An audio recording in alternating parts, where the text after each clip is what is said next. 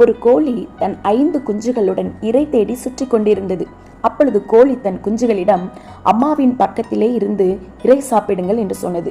ஆனால் அந்த குஞ்சுகளோ தாயினுடைய சொல்லை கேளாமல் தூரமான இடத்திலே இருந்த நெல் மணிகளை கண்டு அதை போய் சாப்பிட்டது.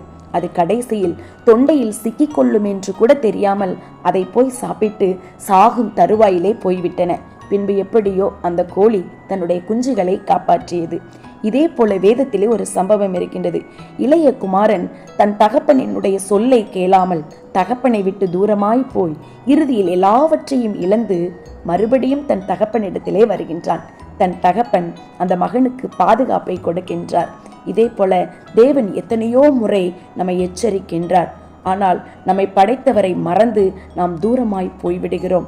நாம் ஆண்டவருடைய சமூகத்தை விட்டு தூரமாய் போகும்போது பலவிதமான பாவம், இச்சை, கீழ்ப்படியாமை, துர்க்குணம், கெட்ட பழக்க வழக்கங்கள் எல்லாமே வந்து விடுகிறது.